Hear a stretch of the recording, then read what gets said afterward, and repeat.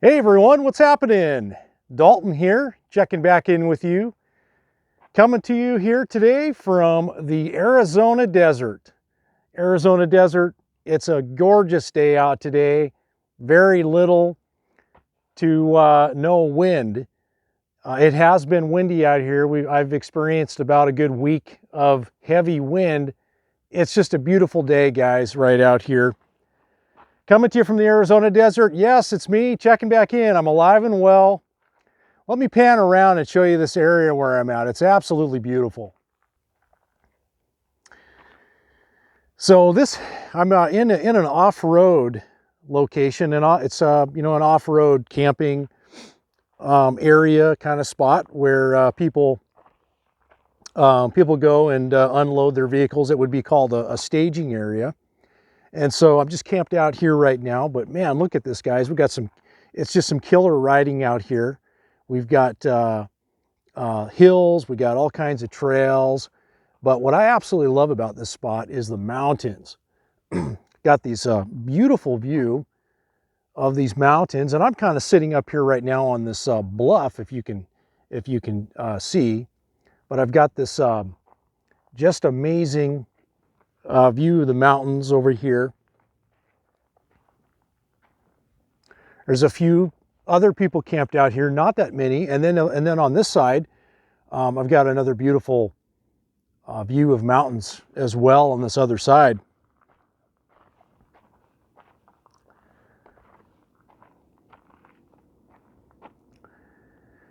So I'm not going to tell you exactly where I'm at, but I am going to give you a couple of tips, or I'm going to give you some clues, not tips, clues. So those first clues are going to be, I'm not in Yuma, not in Quartzsite, not in Parker, and not in Havasu. So where do you think possibly this location is? Comment below for your where your ideas of where you think I may be. But so yeah, I've just been kicking it out here, and just a really nice spot. God, it's just so nice out today. I mean, when it's not windy here, it's really nice. And this is November, so the temperatures are still relatively warm. It's not, January yet, February, where it really cools down. No heaters are needed here this time of year. I came down here from the north in about the second to the last week in October, and it was still kind of like in the 90s here during the day, which was totally cool. I was totally good with that. But come November, the temperatures dropped by about 10 degrees. Got somebody waving there or honking the horn. But anyways, yeah, guys, it's just great to be down here. Absolutely love the desert in the winter time. I don't think there's many other places I would rather be. Maybe Florida, but it's just really nice here. I saw in the news report, it looked like there's already been snowstorms happening in Colorado and New Mexico and these other places, and I'm just really grateful to be where I'm at right now. So anyways, let me just do a little bit of walk and talk and kind of I guess just share a couple of things about what I've been doing out here. On the Holy Grail pickup truck, the Dodge Ram. I just recently went and changed the automatic transmission fluid on the truck, and put about 12,000 miles, I think, on the last change, and the fluid was looking a little bit dirty. And of course, this truck is it's bolted up to this trailer towing. Doing a lot of towing with it. So I changed out the fluid in the filter. I did it myself. This was the first time that I've actually done it myself, and it went really, really well. Pulled the pan off, and then I was able to I have this measuring cup that I was able to, when I drained the transmission fluid out, I was able to quantify how much I drained out of the system, and so I was able to get a number to where I could put that back into the system, and it ended up being 7.5 quarts is what I pulled out of it. I had let the truck sit for a few days and let the as much fluid drain out of the torque converter and the transmission cooler, and ended up getting 7.5 quarts out of it. Let's see, there's the pan. It's completely dry. Used a cork gasket and used a torque wrench and torqued all of the bolts to about 11 or 12 foot-pounds. And yeah, it's great. Got the original pan on there with the magnet and everything that, you know, picks up all of the metal debris and stuff inside the pan. So that worked out really, really well. Really happy how that turned out. I think next time I'll invest in a fluid evacuator, one of those manual pump fluid evacuators. And I think that's probably the cleanest way to do it. Let's see. Yeah, you know, I've got my little classic second gen, you know, paint discoloration going on here on the hood and on the roof, of course. I was going to paint this. I have actually bought some Rust-Oleum farm and implement paint that I've seen a couple of other YouTube videos of folks who have done that. You know, sand it down and do a proper job, sand it, clean it, and then roll it on with a roller, and it works really well. So I'm thinking about doing that. Probably I'm going to get some hate in the comments about doing that. But this truck, you know, it's a 1997. And it's always been a work/utilitarian vehicle for me.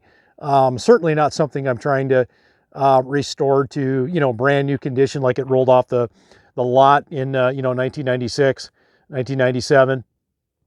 I'm just kind of a bit of a purist, and I just like to keep it looking good and functional and well maintained. You know, it's not going to be a brand new truck. You know, it would be, to go through and do like a regular paint job and stuff on it. I mean, actually the rest of the paint on the truck, is actually in pretty decent condition. I got some fading and stuff going on here, but, the rest of the truck, it's really not that bad, you know, like it's just the roof and the hood. I do have some fading and stuff kind of going on, bit right here in that. But got some drive-bys here and doing a little jeeping. So yeah, that's kind of changed the fuel filter on the truck, and it's just, it's running amazing. I've got 230,000 miles on it right now. The only other thing that I would love to do is put an Allison transmission in this, but every time I think about that thought, I think, well, I ought to just buy a 2000 or like a 2005 Duramax. The Duramax GMC trucks came from the factory with a Allison 6-speed transmission. 2006 is when they had the 6 speeds, and the prior years had a 5-speed, but you can easily buy a different valve body and convert that 5-speed to a 6-speed. But anyways, yeah, so that's the Dodge. Still got the toy hauler here. Let's see, I'm just doing a couple of things on that. I've got a wire here for my generator that's completely frayed, a 2-gauge wire. So bought some connections and bought one of the crimpers to do that. So I've got to put a new crimp connection on that. And I am having a little issue with my generator right now. And I think that this bad electrical connection has something to do with it, but it's basically, it runs, it starts, but when I put a load on the generator, it wants to just crap out and die. So I'm hoping it's just an electrical type connection. I do want to do I've got wax. I got a nice some Megwar's cleaner wax that I need to do a detailing job on the rig, on the coach. And so that's another project that that I have. I've got I went to Harbor Freight and bought all the stuff to do it. I've got one of those dual orbiting, dual orbiting sander, polishers. One of those polishers. I bought one of those, so I plan to do that. That's another project. Got the solar panels up there on the roof. Honda generator. Okay, let's talk about this. This thing has been giving me a lot of problems, and probably not the kind of problems you may think. It's not fuel related problems, it's electrical problems. It's with the switch. So I've actually replaced the switch on here. It's you pull all of this casing and everything off, and there's a little small switch that sits right down in there, and it's got this a function. You know, when you turn it off, the switch goes off and it shuts the engine down. And when you turn the fuel, they call this the engine switch, but it's really the fuel switch. When you turn this on, then it pushes that switch in. Oh, I've got neighbors out here while I'm trying to make a video. So anyways, this switch, it's sticking, and I've actually replaced it with the upgraded new switch that Honda came out with, and I'm still having some issues with it. It's still kind of sticking. So what my solution is going to be, and this is a solution that a lot of other people that own these Honda generators do, is they install one of these toggle switches. They drill a hole like right here, put this in, boom, boom, and then what this will allow me to do is this switch will now become the fuel valve on and off, and then I can basically run the fuel out of the system with this toggle switch, because this toggle switch will continue to keep the engine running while I shut the fuel off. And so that's kind of another thing I do, and I'll probably make a video of that when I'm doing it, because I think it's going to be helpful. And I've done, and a lot of the content that's out there right now in YouTube videos, it just doesn't seem to be very specific, because I know this is a huge problem with these generators, and I've taken mine apart a couple of times, and I've I'm the type that likes to take stuff apart and understand it and figure it out until I figure it out, what some of the issues are, and then coming up with the solutions to those issues. So Honda generator, check, talked about that. Another kind of little issue that I guess I didn't think that this video was going to turn into talking about the all the equipment stuff. My trailer brakes. So I've got Dexter axles on this trailer, and they're manual trailer brake assemblies, and there's not enough room. I'm not going to crawl under there to show you, but there's not enough room in there to get an actual tool in there to adjust the manual brakes. So one of the other upgrades that I do plan on doing is replacing these assemblies with some Dexter never adjust brakes, and that way I won't have to manual adjust the brakes. They've got this feature that it automatically adjusts them for you. You can check them out. Never adjust brakes, but not cheap. They're about $600 to do the entire for both of the axles, but it's just going to solve that problem of adjusting the brakes. And that's one of the problems it's with any of these RVs is the brakes. You have to they say about every 3,000 miles you need to readjust the trailer brakes. So it's a really challenging task, and it's kind of dangerous. It's also somewhat dangerous in my opinion. There's just a lot of things that can go wrong. You can put the jack in the wrong place. I've done that before. I've jacked up a trailer. I didn't have the jack in the proper place, and it did some damage, not on this trailer, but on another one I had.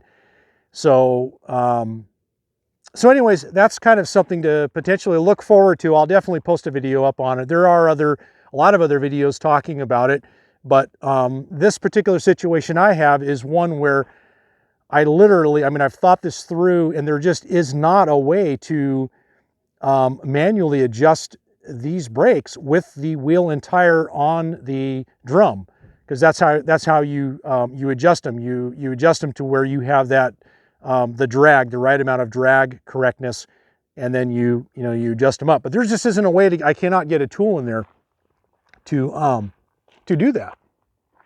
Very, very interesting. Because I've got my controller right now, a little bit, I've got it jacked up quite a bit, which you really don't want to do. You should never have your brake controller jacked up really, really high. You kind of want it around that midpoint, is kind of my understanding. So let's see, Banshee. Yeah, the Banshee. Yep, still got the Banshee.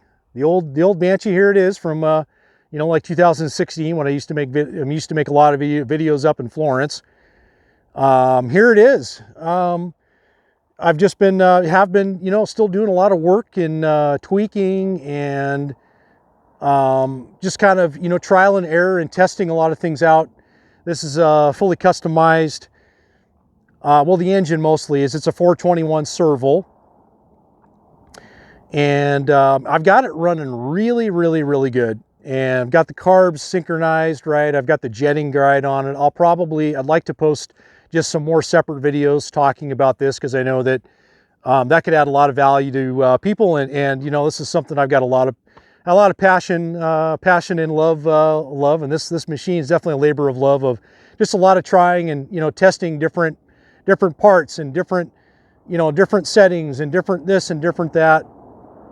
So I'd like to talk about that, and then also get the GoPro out and do some sixth gear pulls on this. That's probably my favorite thing I love doing with this thing. I love getting into sixth gear and just opening it up, getting it up there in some high speed riding. We got some good roads out here we can run it on. This one right out here by the side of it. Open it up. I've got an air, I'm leaking air right now out of this tire. So I went down and bought one of these tire plugs yesterday. So I'll jack this up, get some soap, some Dawn and dishwashing soap, and I've got one of those hand pump sprayers, and I'll just spin it, soap it down until I can find out where it's leaking. And then I'm just going to go ahead and use one of these. I've pretty much burned up. These tires are going to be due for replacement. These are some of them, cheap ones you buy on eBay, that, Sun F brand, made in China, or I don't know, Laos, or wherever the hell they make them. But I bought a set for the front. I would probably recommend buying them. They're okay for the front. For the rear, you're probably going to want to invest in a little more capital on your rear tires, because I didn't get a lot of life out of these wearing them out. But of course, I'm doing burnouts and roadies, and this motor on here, it likes to spin tires. This motor's putting out, 85, between 85 and 90 horsepower. This motor puts out on pump gas. So definitely getting plenty of power to them. I did this last winter, put on one of these PRM PRM grills, or I'm sorry, grab bars. Bought this down in Yuma last year, paid like $50, secondhand on Facebook Marketplace. It's great because I've got a 2.5 gallon gas can that I can put back here. And then in addition to the Clark 5.5, that's gonna put me over like, a little over 7 gallons I could carry on this on a ride, like down there in Glamis and stuff, going out for a full ride with the sand rails and stuff like that. But I'm really, really happy with this little addition on there. I got the FMFs on it, the FMF pipes on it. Right now I still have the shearer pipes.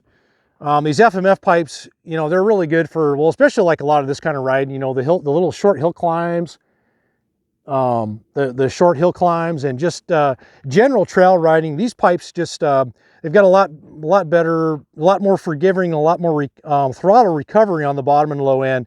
But the shearer pipes, they're what you want to run for a lot of this flat, open riding and stuff like that. So the shearers, I think they work better down here in this terrain, but up in Oregon, in the Oregon dunes and stuff, like I've tried them up there, but these pipes just work a lot better up in Oregon dunes. That tight, short little hill climb kind of stuff, you really want to be running like a smaller pipe. That's just from my own experimenting on this particular motor. Maybe if I had a 10 mil, maybe the shearers they just have a little better punch on that bottom end off throttle. But these fatties, they've got just amazing mid-range, and they just run really well on this motor.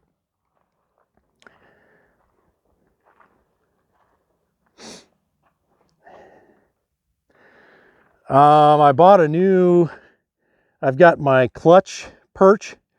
It's all jacked up right now. I jerry-rigged it. I got some baling wire and some, cable ties and stuff on it. This whole thing, the threads and stuff are all kind of stripped out. So I ordered an OEM one. One I bought on eBay, an OEM with a cable and stuff. I just replaced this cable. My clutch cable broke. That's another thing that I did. But these kind of things are they're not what you want.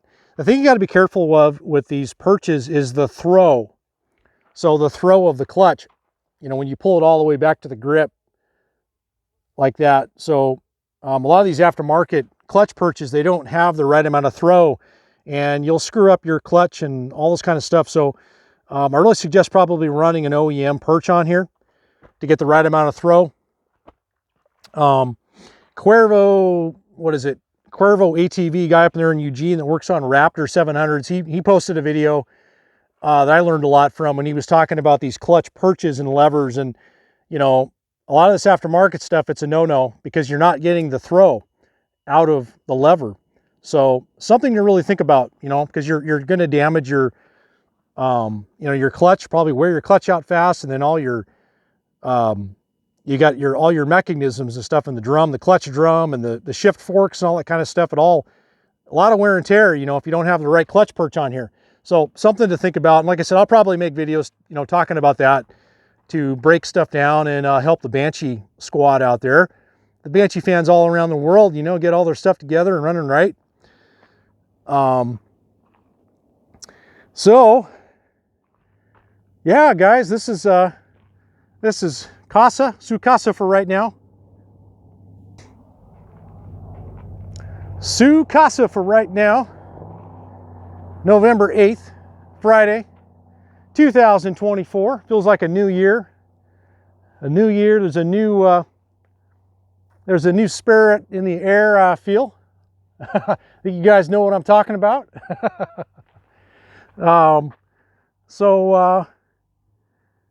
What else can I share? What else can I say? Yeah, just wanted to update you right now. I'm sure you guys probably wonder where I've been, what I've been doing, where I've been at. Maybe other videos, maybe other live streams or something like that. I've just been on my own little reconnaissance here this kind of last year. And I've lived in a couple of other places. I've revisited places that I've been in the past, and I've just been kind of on my own little adventure. How many of you know what I'm talking about? So anyways, guys, yeah, I think where are we at? About 23 minutes now. Yeah, YouTube's liking a lot longer content now. It used to be 10 minutes was kind of the threshold. I think now it's like, hey, upload an hour, like more the better, more the merrier. So anyways, this just a little bit of update. I think what else? Yeah, just been constantly just tweaking things and getting set up good, but I am really digging this spot that I'm at right now, and I hope you guys can figure it out. So hey, it's been great checking in with you guys. I hope you're all just doing great out there, and keep your heads up, and I'll see you guys on the next video. Take care, love and respect. I'm out. Bye-bye.